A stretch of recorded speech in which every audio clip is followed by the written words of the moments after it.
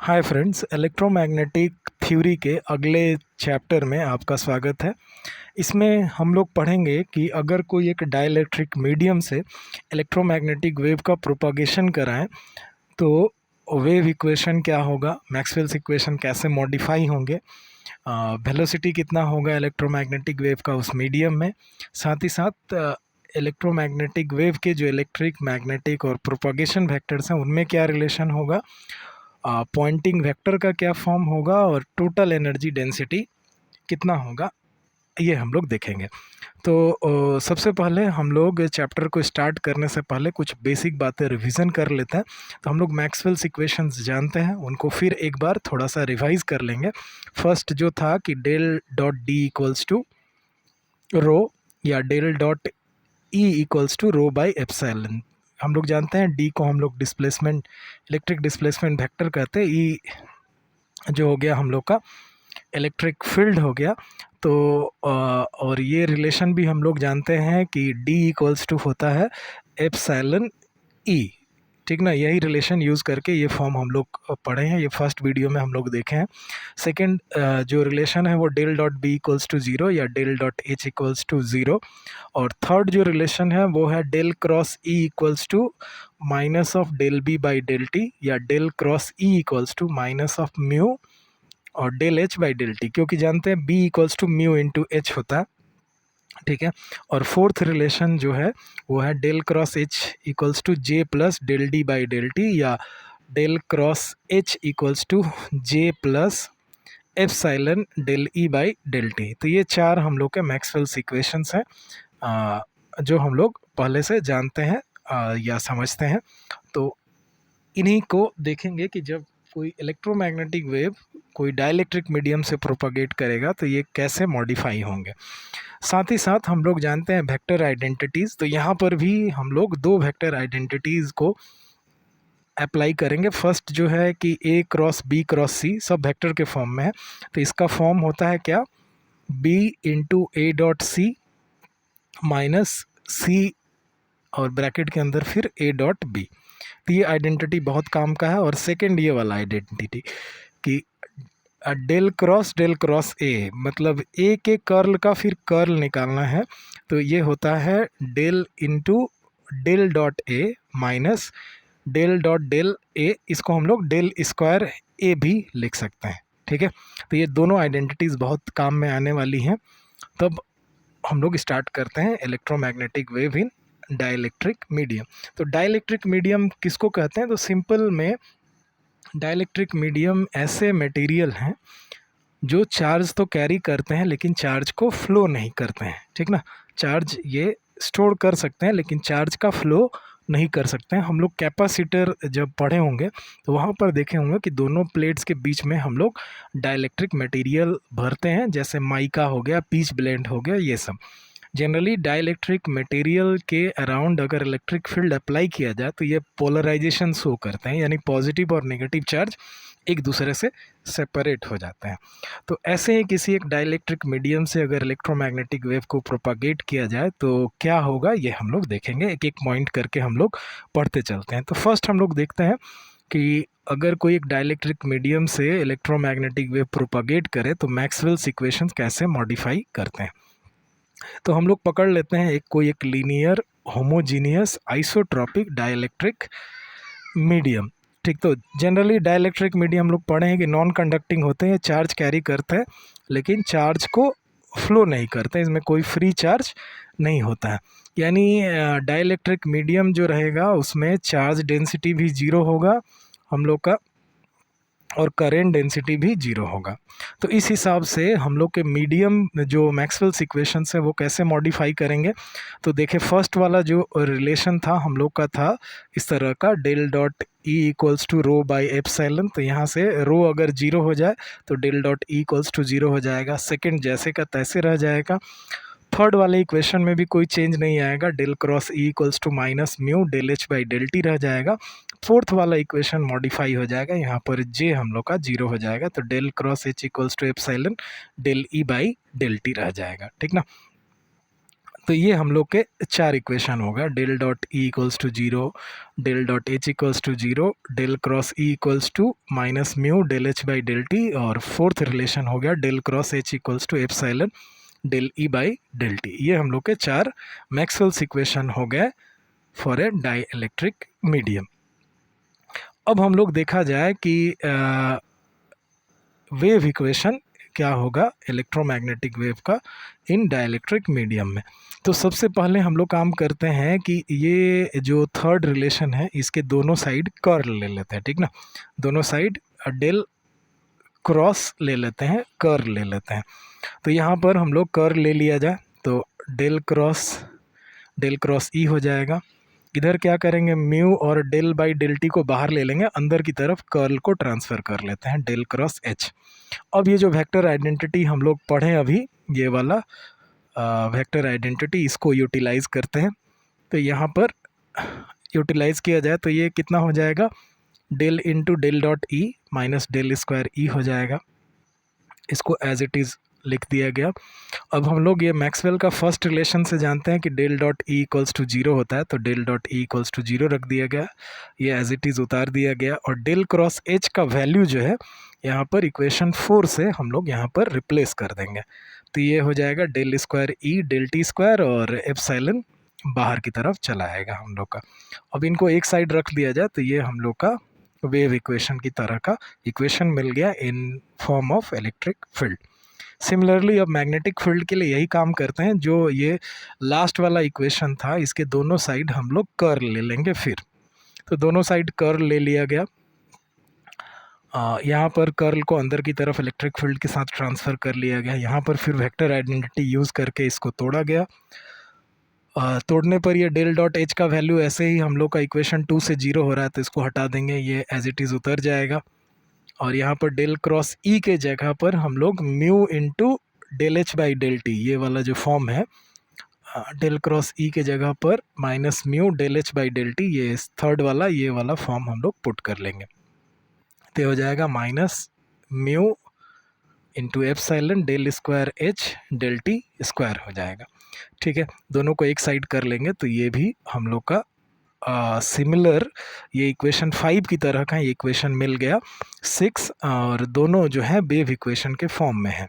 ठीक है, wave equation का फॉर्म हम लोग पहले से जानते हैं कि एक नॉर्मल जो वेव होते हैं उनका वेव जो होता है उसका फॉर्म होता है del square psi minus 1/c square, उसके बाद del square psi del T square equals to 0। तो इसी तरह का मिलता जुलता ये फॉर्म और ये फॉर्म हम लोग का आ गया। ठीक है, तो ये हम लोग के हो गए जब कोई एक इलेक्ट्रोमैग्नेटिक वेव किसी डाइलेक्ट्रिक मीडियम से पास करता है तो वेव इक्वेशन के फॉर्म्स हो गए। ठीक है, अब देखेंगे कि वेव वेलोसिटी कितना होगा। तो हम लोग क्या कर सकते हैं, ये इक्वेशन और जो ये इक्वेशन मिला इन दोनों को स्टैंडर्ड इक्वेशन से कंपेयर करते हैं। ये हम लोग का स्टैंडर्ड इक्वेशन है, इसके साथ इसको या फिर इसको 5 और 6 दोनों को कंपेयर किया जाए तो देखा जाए तो 1/c स्क्वायर की जगह पर आ जाएगा एप्सिलॉन म्यू, 1/c स्क्वायर की जगह पर आ जाएगा एप्सिलॉन म्यू। तो ये सी स्क्वायर की जगह पर हम लोग भी स्क्वायर यूज़ करेंगे, ठीक ना। भी स्क्वायर अगर लिया जाए भी लेंगे, ठीक ना, 1/v स्क्वायर। ओके, ये स्टैंडर्ड इक्वेशन इस फॉर्म में रहेगा तो ज़्यादा बेहतर रहेगा। सी स्क्वायर जनरली हम लोग वैक्यूम के लिए लेते हैं, ठीक ना। तो del square psi del T square equals to 0, ये फॉर्म लिया जाए तो भी स्क्वायर के जगह पर 1/v स्क्वायर के जगह पर आ गया एप्सिलॉन इंटू म्यू। तो यानी भी का वैल्यू हो जाएगा 1/√ओवर ऑफ एप्सिलॉन इंटू म्यू। अच्छा, अब इसके बाद हम लोग जानते हैं कि म्यू को हम लोग लिख सकते हैं mu 0 into mu R, relative permeability जिसको कहा जाता है, और एप्सिलॉन को लिख सकते हैं एप्सिलॉन 0 इंटू एप्सिलॉन आर। यहाँ पर एप्सिलॉन आर रिलेटिव परमिटिविटी है और एप्सिलॉन 0 जो है एब्सोल्यूट परमिटिविटी है। ये absolute permeability and relative permeability. अब यहाँ से जानते हैं 1/√ओवर ऑफ एप्सिलॉन 0 म्यू 0 जो होता है स्पीड ऑफ लाइट के बराबर, तो वो c रख दिया गया, और नीचे जो है रिलेटिव परमिएबिलिटी हम लोग के एज इट इज़ रह गए, ठीक ना। तो यहाँ बस एक करेक्शन करके थोड़ा पढ़ेंगे, 1/c² नहीं 1/v² लेकर पढ़ेंगे। तो ये हो गया हम लोग का वेव वेलोसिटी। अब नेक्स्ट देखते हैं हम लोग प्लेन वेव सोल्यूशन। तो हम लोग पहले से ही जानते हैं कि अगर कोई वेव का फॉर्म इस फॉर्म में या इस फॉर्म में रहे तो इलेक्ट्रिक फील्ड वाले का सोल्यूशन हम लोग लिख सकते हैं किस तरह से, E equals to E0 e⁻j k.r minus omega T, और मैग्नेटिक फील्ड वाले का सोल्यूशन लिख सकते हैं H equals to H0 e⁻k.r minus omega T, जहाँ पर E0 और H0 जो है कॉम्प्लेक्स एम्पलीट्यूड्स है और k जो है एक वेव नंबर है, ठीक है। ये स्टैंडर्ड फॉर्म है किसी भी वेव के सोल्यूशन के, तो इसको थोड़ा दिमाग में रखेंगे हम लोग, ठीक ना। और इसको हम लोग कैसे लिया गया, वो साइन कॉस और साइन वाला जो फॉर्म होता है उसको कंबाइन रूप से e⁻ के फॉर्म में हम लोग लिख सकते हैं, तो इसलिए ये कॉम्प्लेक्स फॉर्म में लिखा गया। अच्छा, अब देखते हैं हम लोग जो ये k है उसको वेव नंबर या वेव नंबर वेक्टर कहते हैं। k इक्वल्स टू होता है 2π/λ के बराबर होता है, साथ में एक n कैप रखा गया है जो डायरेक्शन ऑफ प्रोपागेशन को इंडिकेट करता है। अब ऊपर नीचे हम लोग c से मल्टीप्लाई कर सकते हैं, ठीक ना। तो ये हो जाएगा 2π और नीचे हो गया v, यानी ये हो जाएगा ये c into new into lambda, मतलब ऊपर नीचे अगर न्यू से मल्टीप्लाई कर दिया जाए तो न्यू इंटू लैम्डा हो जाएगा वेलोसिटी, इसको हम लोग c से या v से इंडिकेट कर सकते हैं, और 2π न्यू जो हो जाएगा वो ओमेगा हो जाएगा, ठीक ना। यानी k इक्वल्स टू हो रहा है हम लोग का ω/v या ω/c इंटू एन कैप के बराबर हो रहा है, ठीक ना, जहाँ पर एन कैप क्या है, डायरेक्शन ऑफ प्रोपागेशन है। अब आगे एक टॉपिक्स पढ़ने के लिए हम लोग को दो बातें एकदम दिमाग में रखनी होगी कि अगर डेल है, नेबुला या डेल है, तो उसको j इंटू के वेक्टर से रिप्लेस करेंगे, और डेल बाई डेल टी है तो उसको -j ओमेगा से रिप्लेस करेंगे। ये बस ट्रिक है जिसको दिमाग में रखने से हम लोग कॉम्प्लेक्स कैलकुलेशन को भी सिंपली कर सकते हैं। तो देखा जाए कैसे हम लोग यूज़ करते हैं, कैसे इसको यूटिलाइज करके आगे बढ़ा जाए। तो अब हम लोग देखेंगे ई एच और के मिडिल का डायरेक्शन में, तो ये कैसे एक दूसरे के साथ डायरेक्शनली रिलेटेड है। तो इलेक्ट्रिक फील्ड हम लोग जानते हैं E equals to E0 e⁻j k.r minus omega T, और H का वैल्यू जानते हैं H0 e⁻j k.r minus omega T. अब हम लोग क्या करते हैं, ये इसमें पुट करते हैं del dot E equals to 0, मतलब मैक्सवेल्स फर्स्ट रिलेशन में इसको पुट करते हैं इधर।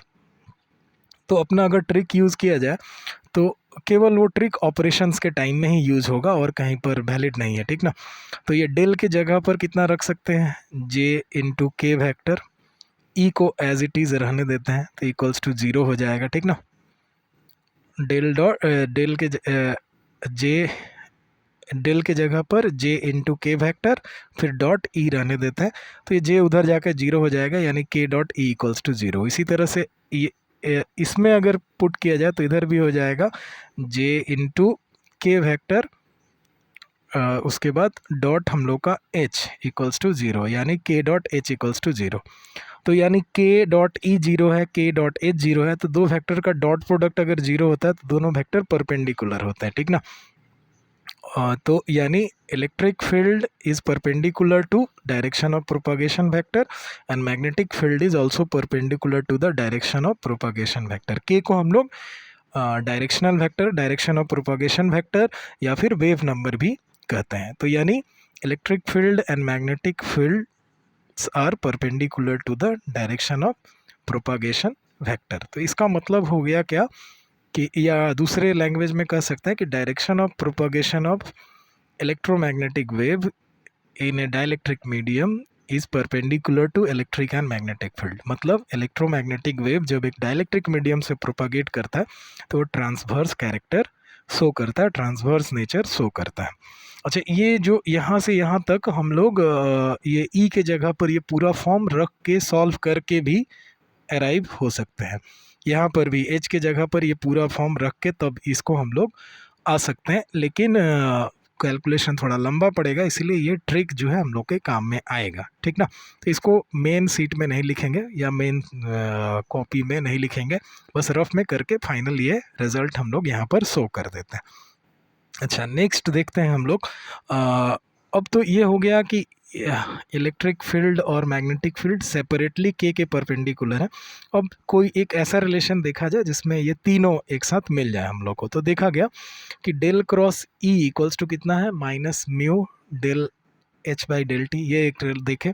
और मैग्नेटिक फील्ड के फॉर्म में देखे del cross H equals to epsilon del E by del T. अब यहाँ से हम लोग ये फॉर्म लिख सकते हैं, मतलब यहाँ पर अगर इलेक्ट्रिक फील्ड का फॉर्म और मैग्नेटिक फील्ड का फॉर्म अगर हम लोग ये सोल्यूशन वाला फॉर्म लिखा जाए तो क्या मिलेगा, इस तरह का और इस तरह का रिलेशन मिलेगा। तो अपने रिलेशन को अगर यूज़ किया जाए तो कैसा आ जाएगा, देखो देखा जाए डेल के जगह पर जे इंटू के ई वेक्टर रह जाएगा, minus mu del by del T के जगह पर minus J omega H as it is रह गया। तो अगर सबको ये जे से जे कैंसिल हो जाएगा, both side minus minus plus हो जाएगा, तो ये आ जाएगा K cross E equals to mu omega H vector. उसी तरह से अगर इस रिलेशन में हम लोग वो एच का वैल्यू पुट करें या फिर हम लोग अपना ट्रिक अगर यूज़ करें तो डेल के जगह पर J into K vector plus H cross epsilon रहने देंगे, डेल बाई डेल टी की जगह पर माइनस जे ओमेगा इंटू ई रख दिया जाए और इसको भी सॉल्व कर लिया जाए तो K cross H equals to minus epsilon omega into E vector चला आएगा। तो यानी इससे हम लोग का एक बात क्लियर हो रहा है कि अगर किसी प्लेन पर इधर की तरफ के वेक्टर है, इधर की तरफ इलेक्ट्रिक फील्ड वेक्टर है, तो मैग्नेटिक फील्ड जो है ऑलवेज इसके परपेंडिकुलर होगा। ये फर्स्ट रिलेशन से पता चल रहा है, ठीक ना। माने electric field is perpendicular to K vector, electric field magnetic field is perpendicular to electric field vector and also magnetic field is perpendicular to the plane in which electric field and propagation vector lies। Okay, तो h के भी perpendicular है, e के भी perpendicular है और जिस plane पर k और e लाई करता है उसके भी परपेंडिकुलर है, इससे पता चल रहा है।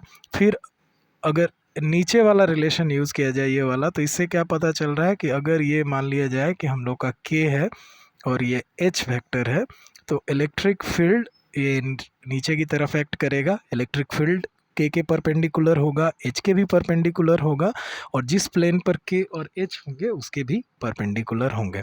यानी ये तीनों एक दूसरे के म्यूचुअली परपेंडिकुलर हैं, ठीक है। तो ये अच्छे से समझ के याद करके दिमाग में रखेंगे। अब नेक्स्ट देखते हैं हम लोग का वेव इम्पीडेंस क्या है, कैसे निकलता है जब कोई एक इलेक्ट्रोमैग्नेटिक वेव कोई डाइलेक्ट्रिक मीडियम से जाता है तब।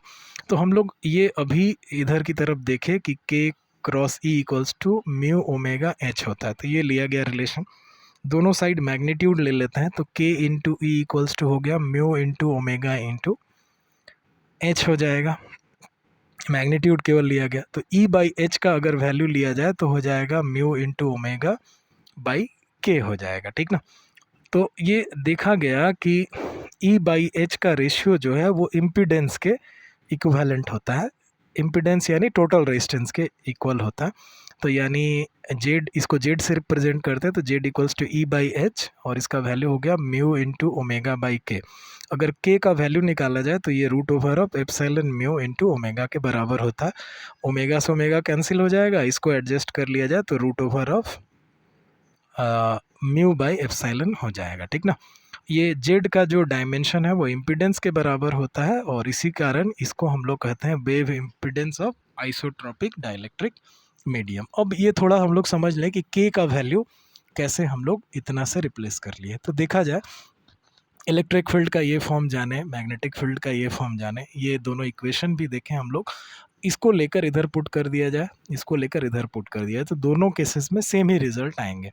अपना अगर ट्रिक यूज़ किया जाए तो ये डेल स्क्वायर के जगह पर कितना हो जाएगा, हम लोग देखें कि जे इंटू के लिखे डेल स्क्वायर, तो ये ई इसका square into E vector minus epsilon mu, इसके जगह पर हम लोग यूज़ कर सकते हैं माइनस जे ओमेगा का square into E vector equals to 0। अब इसको सॉल्व किया जाए तो देखा जाए अगर इसको इक्वल के उधर ले जाए तो देखा जाए ई से ई कैंसिल हो जाएगा हम लोग का, जे स्क्वायर इधर भी जे स्क्वायर कैंसिल हो जाएगा, यानी हम लोग का आ जाएगा के स्क्वायर इक्वल्स टू ये वाला form epsilon mu into omega square, यानी के इक्वल्स टू हो जाएगा root over of epsilon mu into omega. तो यही बस इधर की तरफ पुट कर दिया गया है। तो हो गया इम्पिडेंस का वैल्यू। अब नेक्स्ट आगे की तरफ देखा जाए, ये हो गया हम लोग का इम्पिडेंस का वैल्यू, के का वैल्यू, ये सब चीज़ें हम लोग यहाँ से सीखे। अच्छा, नेक्स्ट अब हम लोग देखते हैं कि पॉइंटिंग वेक्टर का फॉर्म क्या होगा, ठीक ना। तो पॉइंटिंग वेक्टर जानने से पहले हम लोग थोड़ा सा एक काम करेंगे, हम लोग ये बार बार सी लिख दें, यहाँ पर सी को भी से रिप्लेस कर देंगे। अगर वैक्यूम रहेगा तब हम लोग सी यूज़ करेंगे, ऐसे नॉर्मल मीडियम में भी यूज़ करेंगे। बहुत सारे बुक्स में सी भी यूज़ किया हुआ है, सी को हम लोग बस लिख देंगे कि C is speed of electromagnetic wave in dielectric medium, तो सी से भी चल जाएगा, ठीक ना। नहीं तो जनरली ऐसे भी से हम लोग लिखेंगे तो थोड़ा बहुत आइडिया रहेगा, क्योंकि सी से जनरली हम लोग स्पीड ऑफ लाइट या speed of electromagnetic in vacuum से इंडिकेट करता है, ठीक है। तो अब हम लोग देखा जाए कि पॉइंटिंग वेक्टर कोई एक डाइलेक्ट्रिक मीडियम में कितना होगा जब इलेक्ट्रोमैग्नेटिक वेव डाइलेक्ट्रिक मीडियम से जाएगा। तो एस इक्वल्स टू हम लोग जानते हैं ई क्रॉस एच होता है। अब हम लोग जानते हैं के क्रॉस ई इक्वल्स टू इतना प्रूफ किए, यहाँ से एच का वैल्यू निकाल दिया जाए तो ये फॉर्म आ जाएगा। तो एच के जगह पर बस ये पुट कर दिया जाए, तो 1/μ इंटू ओमेगा बाहर चला आएगा, और ये ए क्रॉस बी क्रॉस सी वाला जो फॉर्म था हम लोग का, ये वाला ये फॉर्म में आ गया। ये वाला हम लोग आइडेंटिटी तब यूज़ कर लेंगे। तो ये अगर यूज़ किया जाए तो हम लोग का हो जाएगा क्या, इस तरह का कि के into E dot E minus E into E dot के। अब जानते हैं दो सेम वेक्टर का डॉट जो होता है वो उनके मैग्नीट्यूड के स्क्वायर के बराबर होता है। तो यही ई स्क्वायर के वेक्टर और ये म्यू इंटू ओमेगा रह गया, और ये ई डॉट के एक दूसरे के परपेंडिकुलर है, और दो परपेंडिकुलर वेक्टर का डॉट प्रोडक्ट जीरो होता है, तो ये बेचारा जीरो हो जाएगा। तो इतना रह गया E square by mu omega into K vector रह गया। अच्छा, अब हम लोग क्या काम करेंगे, इधर से थोड़ा सा देखते हैं। अच्छा, ये भी है, ठीक ना। ये कहाँ से लिया गया है ये भी याद रखेंगे हम लोग कि ये हम लोग ये सी को भी से ही रिप्लेस करके चलेंगे, ठीक ना। याद रखेंगे कि के इक्वल्स टू ओमेगा बाई भी इंटू एन कैप है, ओके। सी लिखने से भी कोई असुविधा नहीं है, लेकिन कहा है ना कि सी से हम लोग जनरली स्पीड ऑफ लाइट को यूज़ करते हैं या इलेक्ट्रोमैग्नेटिक वेव का वैक्यूम में स्पीड को यूज़ करते हैं। तो यहाँ से हम लोग आगे बढ़ते हैं। तो ये आ गया हम लोग का ई स्क्वायर बाई म्यू ओमेगा, और के की जगह पर हम लोग रख सकते हैं ओमेगा बाई भी इंटू एन कैप। तो ओमेगा से ओमेगा कैंसिल हो जाएगा। अब ये हो गया ई स्क्वायर बाई म्यू भी इंटू एन कैप। अब ये म्यू भी वाले टर्म को जेड से रिप्लेस करते हैं। कैसे ये जेड होता है हम लोग थोड़ा सा देख लेते हैं। तो यही E square by Z into N cap रह गया। तो म्यू इंटू भी कैसे जेड होता है ये थोड़ा सा देखते हैं। तो देखा जाए अगर हम लोग म्यू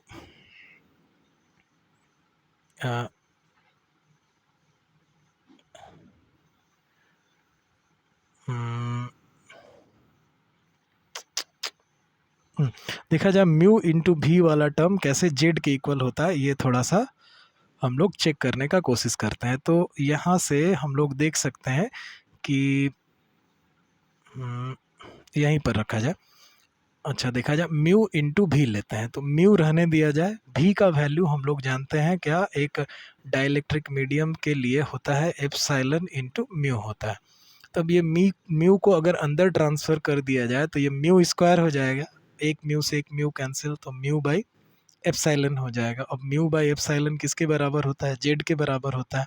इसीलिए यहाँ पर हम लोग म्यू बाई भी जो आया था उसको जेड से रिप्लेस कर देंगे, यानी पॉइंटिंग वेक्टर इक्वल्स टू हो जाएगा E square by Z into N cap हो जाएगा। अब देखा जाए तो इधर से कि एस वेक्टर जो है वो डायरेक्टली प्रोपोर्शनल टू किसके हो जा रहा है, एन कैप के हो जा रहा है।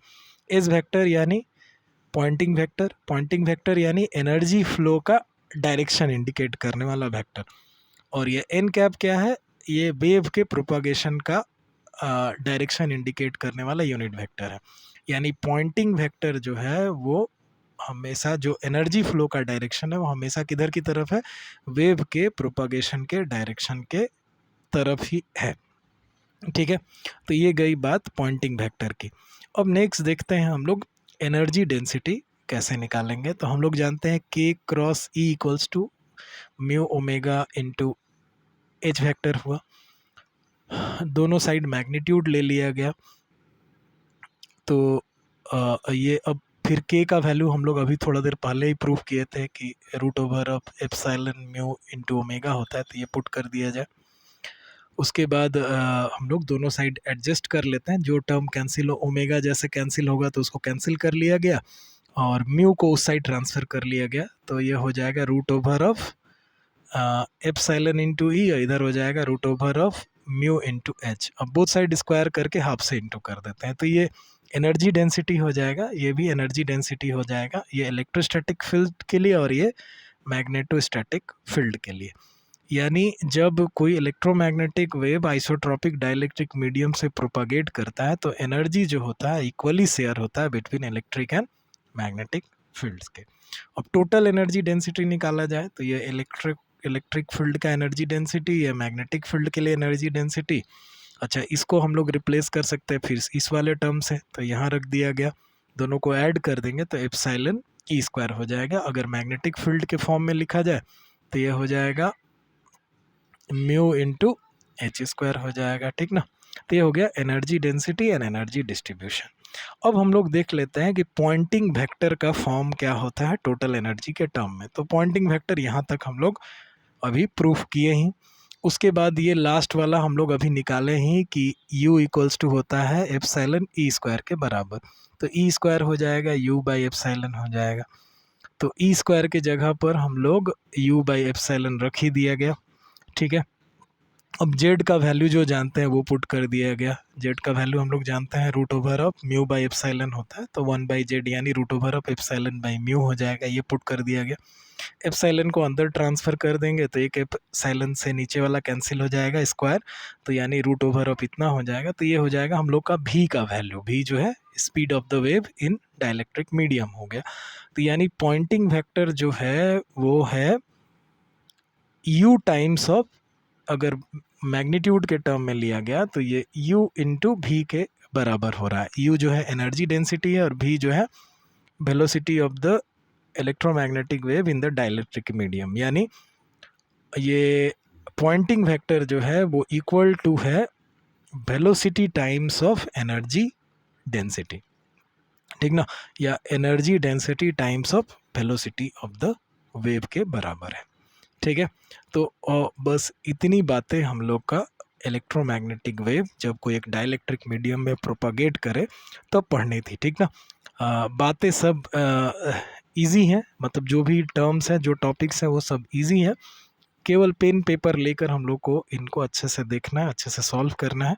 ठीक ना, अगले वीडियो में मैं ट्राई करूँगा कि फर्स्ट 2 वीडियोज़ के कुछ जो टर्म जो बचे हुए हैं उनको कवर करने का और न्यूमेरिकल्स कवर करने का कोशिश करूँगा। बस एक बात यहाँ पर इस चैप्टर को पढ़ते समय याद रखेंगे कि जहाँ पर कुछ जगह पर मैं सी यूज़ कर दिया हूँ उनको आप लोग भी से रिप्लेस करके ही ये करिएगा। ठीक है, तो ज़्यादा बेहतर रहेगा। ठीक है, तो इस चैप्टर में हम लोग को बस इतनी बातें पढ़नी थी।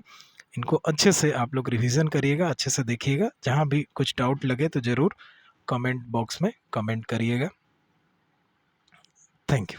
और मैं जो भी और जो वीडियोज़ हैं उनके साथ जो लेक्चर्स हैं उनका PDF फॉर्म मैं जल्दी से जल्दी अपलोड कर दूंगा, आपको डिस्क्रिप्शन लिंक में ही मिल जाएगा।